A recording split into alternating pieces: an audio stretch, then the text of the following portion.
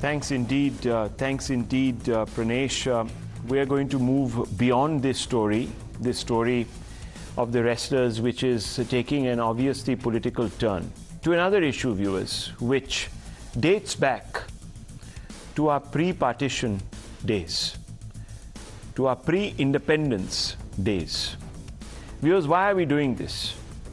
Because on the day the government let it be known that one of the heroes of India's freedom struggle, Veer Savarkar's legacy will be immortalized in textbooks, that his name will adorn a vital part of the bandra-versova sea link in Mumbai, a section of the ecosystem, and its patrons, its political patrons, has recoiled in disgust, slamming the government for saffronizing the polity.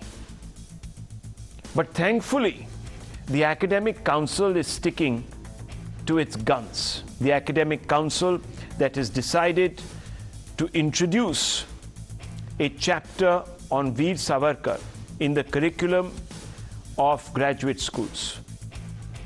It has approved the change suggested by the Vice Chancellor to add, the Vice Chancellor of Delhi University to be specific, to add a chapter on Savarkar under Hindutva ideology for undergraduate students of political science. It's not just Savarkar's inclusion. The ecosystem is also upset that a chapter on poet Iqbal is being axed from the curriculum. Let's, viewers, go back to that opening set of visuals. Iqbal is in the middle of your screens. To the extreme left is Veer Savarkar, and to extreme right are members of the ecosystem that routinely malign Savarkar but hail Iqbal. Now, when it was revealed that Iqbal is going to be removed, the ecosystem says this is another example of the Modi government excluding Muslim contribution to India's cultural heritage. Amidst the din, Delhi University Vice Chancellor Dr. Yogesh Singh spoke to Times Now, and he has hit back at the double standards of the Lutyens Brigade. Listen in, viewers. Savarkar was a very prominent freedom fighter of our country. Savarkar was portrayed incorrectly in India, and the time has come that the Savarkar should be taught in Indian and higher education system in the right perspective. We all know that he has written a song "Sare Jahan Se Acha Hindustan Hamara." He was one of the founder of the idea of Pakistan. He teach our generations Muhammad Iqbal, and he is also the Rashtra Kavi of Pakistan, because we have our own national heroes. Well, viewers, despite the explanation by the Delhi University Vice Chancellor, the opposition is not backing down. Listen in. This BJP government can convert Delhi University to Shishu Mandir of Rashtriya Sevaks. It is up to BJP, they can do anything, and I am sure that after a few months they can introduce Godse as hero of the country. उनको देश के लोगों से कोई मतलब नहीं है, देश का विकास हो, गरीब आगे बढ़े, वो लोग ध्यान भटकाने का ही प्रयास करते हैं। जब जापान जाती है, विदेश में जाते हैं प्रधानमंत्री जी, तो कहते हैं कि मैं गांधी के धरती से आया था, और जब देश में रहते हैं तो नाथुन राम गोडसे को महिमा मंडित करने वाले और गांधी के मूर्ति पर गोली चलाने वाले को भोपाल से टिकट देकर के एमपी बनाते हैं। BJP is in a mood to change the history of India. They have removed the Mughal dynasty of 300 years. They are forcing to forget the name of Maulana Abul Kalam Azad. They are forcing to forget the name of Charles Darwin. The opposition's overwhelming advocacy for Iqbal and their disdain, very apparent disdain for Savarkar, is not just inexplicable but also hypocritical. Now, viewers, I'm going to introduce you to certain facts, and they will speak for themselves. If the opposition believes that Savarkar is a divisive figure whose legacy reflects poorly on India's tolerant tradition, how is it that they have no qualms with Iqbal's legacy? Viewers, Iqbal was no integrationist. He was the propounder of the idea of Pakistan. Now let me quote Iqbal for you in his own words. Look at your screens. This is what Iqbal has written. Among these new gods, nation is the biggest one. Its attire is like the coffin of religion. Your hands are strong because of monotheism. Islam is your only country if you're a follower of Mustafa. So viewers, he links religion to nationalism. So viewers, when you say that your hands are strong because of monotheism, you are militating, viewers, against the open, tolerant, plural ethos of India. Let's look at what Iqbal said at the Muslim League presidential address. This is Allahabad 1930, viewers. And I want you to pay attention. Muslim demand for the creation of a Muslim India within India is perfectly justified. Now, when was he saying all of this?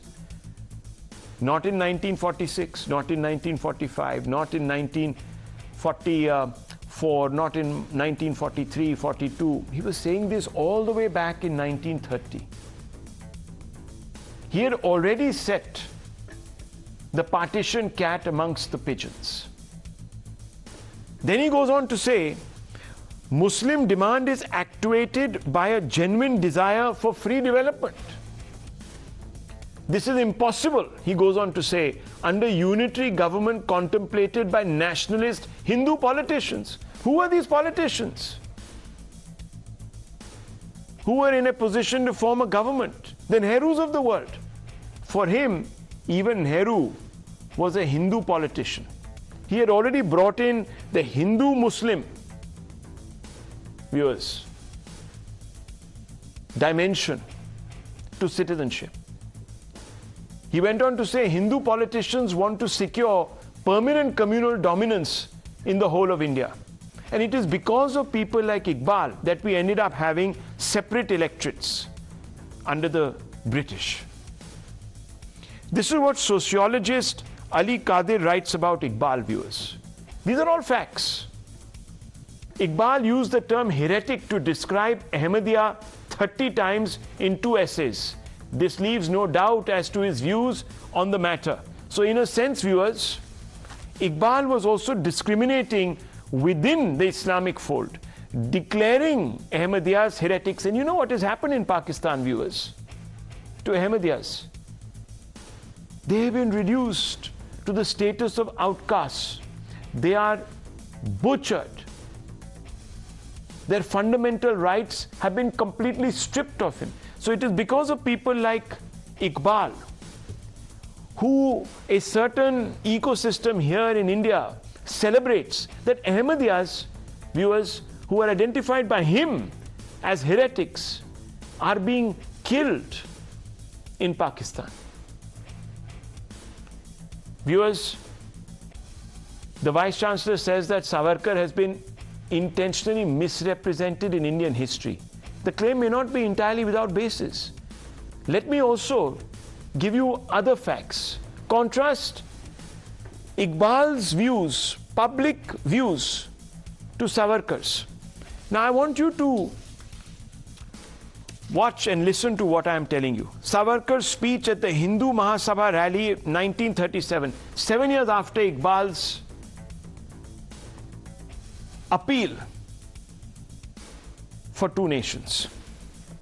Let the Indian state be purely Indian, he said.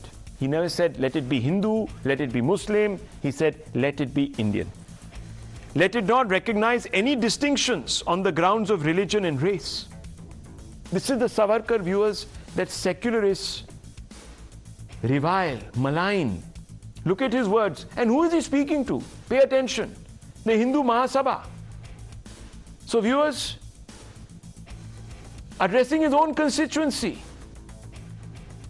he was sending out a plural message. What else does he go on to say? Let no cognizance be taken of man being Hindu or Mohammedan, Christian or Jew. Let all citizens of the Indian state be treated according to their individual worth. Let no religious bias tamper with language, with an enforced and perverse hybridism. Let one man, one vote be the rule, irrespective of caste or creed, race or religion. This man is setting the template for a modern India to be built on the concept of universal suffrage, viewers. Make no distinctions. And what was Iqbal arguing for? Separate electorates. This is the man that Rahul Gandhi calls a coward. Viewers, this man is courageous, because by saying these words to a constituency that was in no mood to listen to them, he was taking a risk. This man, viewers, advocated the breakdown of caste. He invited some of the leading lights of the freedom movement to come and dine with him, because he used to hold in pockets of Maharashtra, especially from where he originated, interfaith dinners and lunches, meals.